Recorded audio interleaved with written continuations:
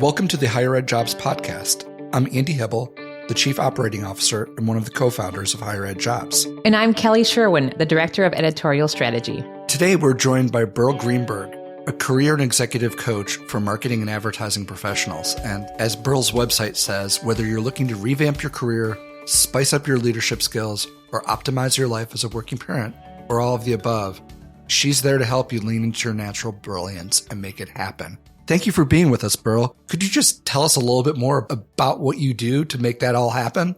Thank you very much. I'm excited to be here.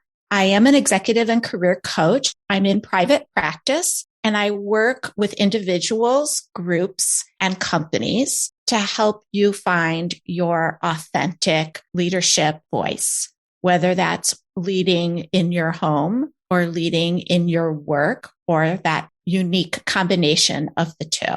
And I do that by, again, working one-on-one with individuals. I lead groups through a few different avenues, including the executive women's organization called Chief, and companies hire me to help with their employees, both on an individual and group basis. I believe there's really a dual strategy to be able to lean into your authentic self. And that is around getting clear on what's really important to you, as well as getting clear on what's holding you back from achieving what's important to you. It's really that simple, yet so difficult to do when you're sitting around trying to think of that on your own. So I'm your guide. I'm your cheerleader. I'm your reflector to help you achieve your goals. Thank you, Beryl, so much for explaining what you do and how you are able to assist people. Today, we're going to have a conversation on how to deal with different professional challenges that you might come up with in your career. Maybe you hit a brick wall. Maybe you want to spice up your leadership skills. Sounds great. For somebody who's in a position or actually might even be in a current job search, what are some of the symptoms, if you haven't quite put your finger on it, that you're a little bit in a career malaise? It's really being able to look inside yourself and see whether you are motivated or not. Are you excited about the work you're doing, or are you dreading it? Are you excited about Monday morning, or are you dreading it? Do you want your boss's job? I hear that a lot. Well, I don't want my boss's job, so I'm really not sure where I'm going. So the symptoms are noticing some signs in yourself that maybe you're not as excited, motivated, productive as you once were. You would look at those symptoms and you start getting the impression that your career is maybe at a plateau.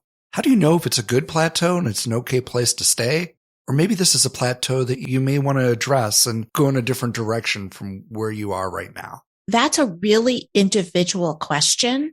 My first response to that is don't make any assumptions. Don't assume that you have to settle, and don't assume that you want more. You've got to go on a little bit of an exploratory mission to understand what's true for you.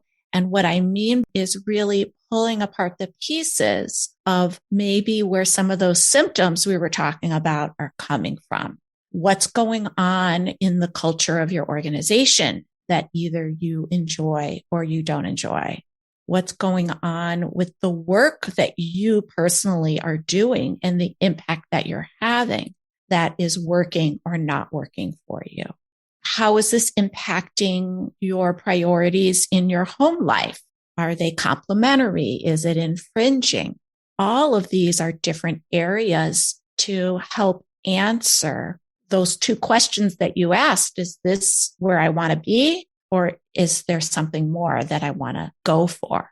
So for example, if you were just up for tenure and you're a fabulous professor and that just didn't happen this time, this might be a good time for you to go on one of those exploratory missions and assess, what do you love about what you're doing? What do you wish were different?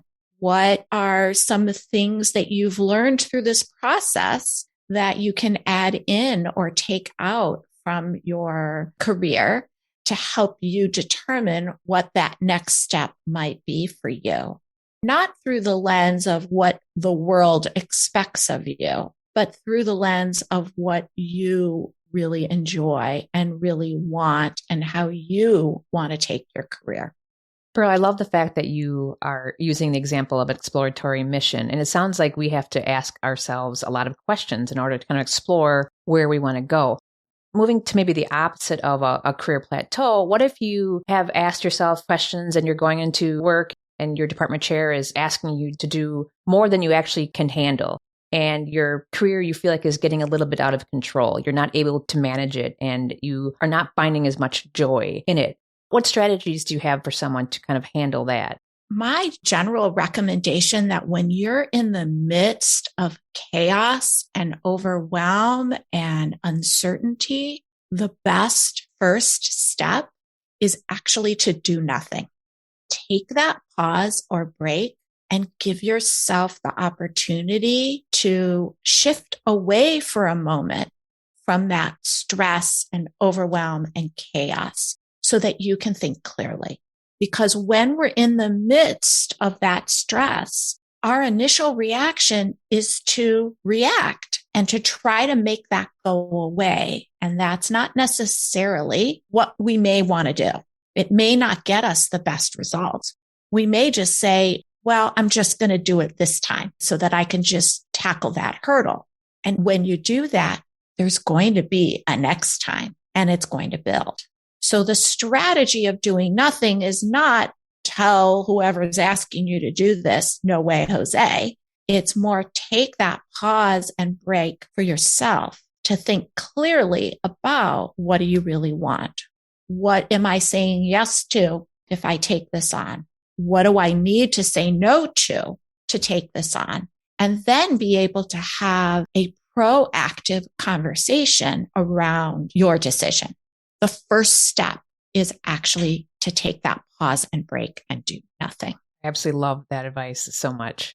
And on a personal note, I kind of heard that same advice from a friend this morning on a different matter. So it resonates well with me. Oh, good. I don't know if you or your listeners are familiar with Brené Brown, but she's a rather popular professor and social scientist. And she just issued a book and she actually referenced a thought leader that suggested that mindful play or no agenda and the non-doing time is the cure for overwhelm. I guess I have someone with a much bigger title and more scientific data to validate my response. I love that it's not doing nothing means being lazy. Doing nothing means doing the best for your career and taking a pause. I love the word pause, and I think we can all reevaluate when we're taking a pause. So thank you for that. I wanted to add a little bit about that pause because the pause can take a lot of different forms. Sometimes when you're in the midst of chaos and overwhelm, we think it needs to be a big pause, like, oh, I need to go on vacation, or I need to go on a meditation retreat, or I need to go do yoga for the next week. Those are all great solutions. And they also might feed the overwhelm because it's a big chunk of time. So sometimes the pause can be a mini pause. It could be in the world of Zoom and remote work. It could be going to take the dog for a walk. It could be just taking a quick break and stretching. The pause doesn't always have to be a huge investment, but the small pauses actually add up.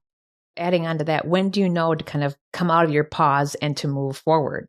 I'm going to add a little scientific or neuroscience evidence to this. When you're in the midst of overwhelm and chaos and stress, you've actually activated one part of your brain where that lives. And your wise, confident, all-knowing self, where your intuition and your creativity live, that's in another part of your brain. And so the pause helps you switch from one part of your brain to another.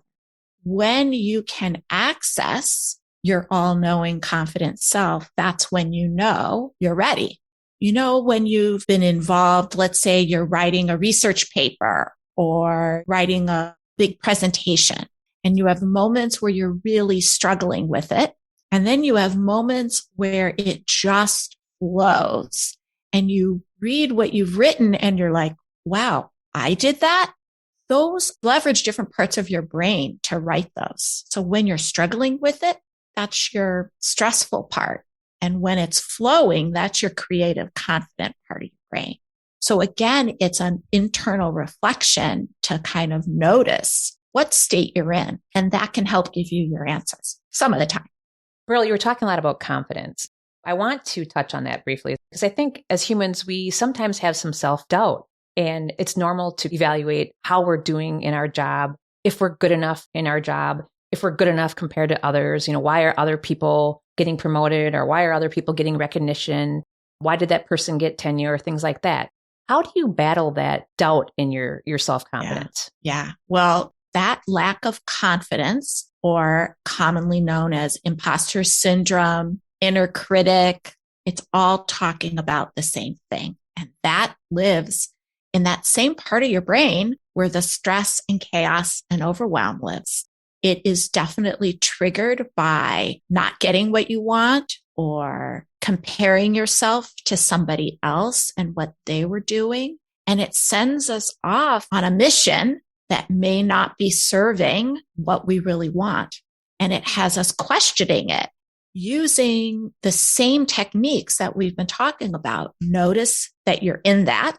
Notice that you're in chaos, or notice that you're not feeling so confident about it. And then taking that pause can be a really great way to activate that flow state I was talking about earlier and activate your confidence.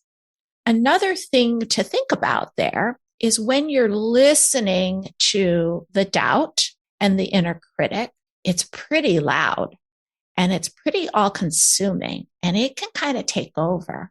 And there's a lot of stuff in that message that's not really true. Yet it's usually rooted in a little teeny tiny bit of truth.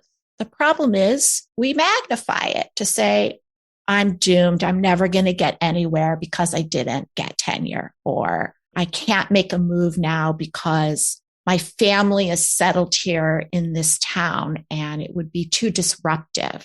So I just have to grin and bear it. We believe 100% of that, and we don't allow ourselves to kind of sift through it and see, well, what's the little kernel of truth and what might I be making up about that? And that part of the message kind of gets lost in the negativity. Taking that pause helps us to reassess and reevaluate what we're listening to. I'll give a personal example. I'm thrilled to be here with all of you on this podcast. And I'm going to admit I was a little nervous. I'm not an expert in doing a podcast. I'm an expert on coaching and career development, but being interviewed for a podcast, I got a little nervous. I got a little doubtful. And had I listened to all of that nerves and doubt and self-critic, it may not have allowed me to answer things in my truest coach self. And so I had to take a pause and say, okay, Beryl, what do you know? What are you confident in? What's the little bit of truth here? The little bit of truth is, no, I'm not an expert in being interviewed for a podcast, but I sure am an expert in career development and coaching and helping people navigate their career trajectory. And so when I gave myself permission to listen to that, it calmed some of the doubt and that fear. I couldn't access that if I didn't take that pause and didn't sift through what were all those messages that I was hearing. That would be my advice when you notice that the lack of confidence is showing up, or the imposter syndrome, or whatever you want to term it, is no, it's probably an exaggerated truth. And if you can sift through it to see maybe what's the kernel of truth and what isn't, might help you to lean into your power and your confidence a little bit more. We'd like to stay on the same theme here, but maybe shift gears just a little bit. You've now gotten through this process and you've determined that it's at least worth your time to go into a job search. In many job searches, the periods of doubt and the gremlins of the job search process feed off of the minds of even the most talented people. Do you have any examples in that instance where you can help our listeners better understand that when you're getting those job search demons coming back to haunt you, how do you handle those? So common, Andy. I call the job search process like a huge garage door opening for self-doubt to show up in our lives, because the whole premise behind looking for a new job is fraught with rejection. And what's the greatest way to rip your confidence right out of you is to be rejected over and over and over again. You know, that old saying, you have to kiss a lot of frogs to find your handsome prince. Well, you have to go on a lot of job interviews, search out a lot of different opportunities before you find the perfect fit. If you allow that confidence to take over your mindset, it totally impacts your job search. A recent example that comes up for me is a client that I was working with last week. And this client had already accepted a great job that she was super excited about. And at the same time, as luck would have it, she was offered an opportunity to interview for a position that was at a dream institution, working for an amazing thought leader. And it was kind of intriguing. So she decided to go on the interview and also be very upfront. I'm really flattered that you're interested in me, and I just accepted another position. So I wanted you to know that. And they said, thank you for telling us. We'd still love to talk to you. So she had the interview, amazing conversation, really appreciative, had decided she wanted to stick with the job that she had accepted, but wanted to keep the door open. So she wrote a really nice thank you note and heard crickets. 24 hours passed, and her confidence and doubt around her interview and the connection she had and the legacy she was leaving with this organization were waning because she did not get a response from the hiring manager. And it was really bringing her down the tubes. And then 36 hours later, she received an amazing text from the hiring manager that said something like, "Hi, you are a class act. You have really admirable integrity. I wish you all the best with your new gig. And if you're ever wanting something different or more at any point, please give me a call. You are someone I'd make room for." Talk about a 360 from, OMG, I just blew something up here in this conversation, to, wow, did I have an impact? Not only was she thrilled with that text, but anytime her confidence is now waning, she's going to look at that text and remind herself, you know what? I've got it. I did a wonderful job and I need this reminder. So in a job search where there are a lot of ups and downs by design, you're getting a lot of reminders of the negative influences that rob you of your confidence. You also need to give yourself those reminders of what you do bring to the party, where your skills and strengths lie, with what you're capable of doing.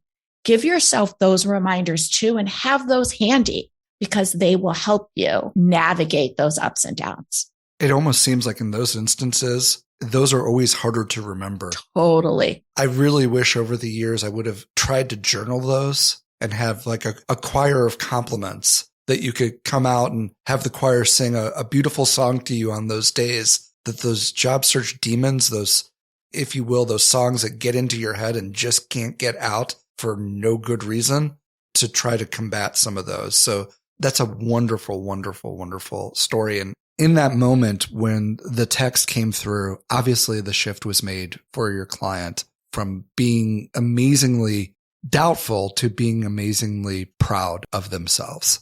Sometimes you don't always have an event like a text to make that shift. And making that shift, I could at least speak for myself, is one of the biggest challenges of day-to-day life for me. How do you suggest that people, when they don't have an outside event that allows them to make that shift, possibly try to do that on their own with their own skills? And what skills would they be? The reason why I love that question so much is it's so much easier for all of us to tap into the negative response. It's easier. And we don't always have that more positive side of us as accessible. And that is the muscle that we need to develop more of. So what you're asking for is how can we develop that muscle and lean into the positive things in our lives more often as our almost counterattack to those moments of doubt. I like to look at it through that view and help people come up with their own ways of doing that. One way that is accessible and popular is gratitude. Taking a moment to feel grateful for what you do have. Take a moment to feel grateful for what is going well, whether that be just reflecting or starting a practice of a journal at the beginning or the end of the day. Those would be my ideas around adopting a gratefulness practice. There are other ways as well. Just thinking about what brings you joy. I was on a Zoom with a client an hour or two ago who was really distraught about some things going on in her life. And all of a sudden, her dog popped up and joined her on the Zoom, and she introduced me to her dog. And everything shifted. The smile on her face, her body language, the calm energy, just from the unconditional love of her dog. Showing and sharing that unconditional love with a pet or a child can also be a way to tap into that positive side and give you a reality check. Another client that I was with earlier this week talked about how valuable he found just adding moments of things that bring him joy in his day to add to his job search. And it was a huge revelation to him that those things that bring him joy don't have to be related to his job search, yet it will have an impact on his job search. So he challenged himself to go take a day trip and go hiking. He challenged himself to come up with a new baking recipe. Even though the recipe failed, he said, I got joy out of using my creativity. And here's how that impacted my job search. There are lots of ways to add that into your life to be able to deal with the frustration and the ups and downs of your job search. And they don't have to be solely focused on your search to have the impact on your search. I love the fact that you are really good at taking pauses. So I have a question for a job seeker who is in an interview and faced with a question that they don't know how to answer. What is your advice on how they should address that? I love that you connected your question to the pause. I would have a two-step answer. First, take that pause because you have a choice in that moment. You can say, I do not know the answer to this. This interview is doomed. You can go down that negative confidence draining path, or you can take the pause and activate that positive side of your brain. And in that instance, one of the best positive activating tools is curiosity, turning that situation around into a question. Could you tell me a little bit more about that? What do you mean by that? Could you give me a minute to reflect on that so I can formulate my answer? That is giving you not only the pause, but a little time to refigure your thought process and come up with a more empowering answer. I actually did this unknowingly when I was interviewing for my first job out of college. I was interviewing with the head of the department that I was going to work for, and he literally asked me a question that was a trick question. And it was a trick question that I knew the answer to, but because he was trying to trick me, I froze. And I was like, oh, there it goes. I'm not getting the job now. And I actually turned to him and said, you know what? Can you tell me a little bit more about what you mean? And then I'll answer the question. And he was happy to oblige. He said like 5 words and I went, oh, okay, now I got it. Answered the question and got the job. I think one of the things that I'm much more comfortable with today than I was when I was interviewing for my first jobs is probably some of the smartest people I know. The best thing about them is if they don't know the answer, they A, tell you I don't know the answer, and B, want to understand what the answer is. They see it as not an opportunity to feel inferior, but an opportunity to learn. And when you're looking at somebody to be a member of your team, I want somebody who doesn't know the answer, doesn't try to just punt or make something up or appear like they know it. I want them to see it as an opportunity to learn. So if you're not able to answer the question, which sometimes you're not going to be, I'm never afraid to say, I'd like to learn more about that. I don't always know the answer to the question, but the last thing I want to do is fake it and put a little dent in my integrity to try to see like I can get out of answering the question or looking stupid.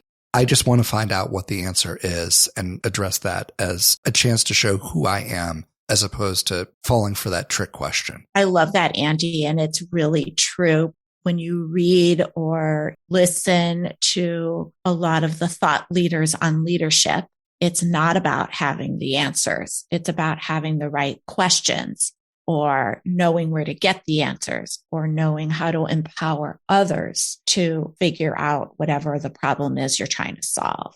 It's just reinforcing the power of curiosity and how that can be a confidence building tactic, if you will.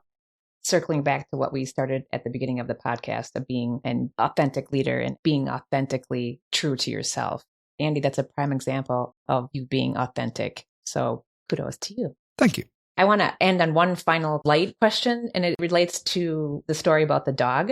If someone was on a virtual interview and their dog came up and jumped on their lap, what would your advice be to kind of go with that? To go with that, to make light of the situation or introduce the person. This is real stuff that's happening to all of us in the pandemic and in this virtual world. Our worlds collide. Everyone has experienced it. So don't try to hide it. Run with it. That would be my one piece of advice. And the other piece of advice is do what makes you feel comfortable. If hugging the dog, but ignoring the fact that the dog is there and continuing to answer the question is what's going to feel right to you in the moment, then that's perfectly okay too. To bring it full circle, it's really how you are internalizing it and what feels right to you. Thank you, Beryl. We enjoyed spending time with you. My pleasure. This was a lot of fun. I hope there were some valuable tidbits for your listeners to navigate their career and job search paths. If some of our listeners want to reach out to you with some stories they may have, I have a feeling a lot of people with dogs are going to be asking you advice at this point. Where can they find you out on the internet? My website is coachberyl.com. Or on LinkedIn. There aren't that many Beryls, so I bet if you search Beryl, you'll find me. Thank you so very much. Thank you all. Thank you for listening to the Higher Ed Jobs Podcast. We look forward to talking with you soon.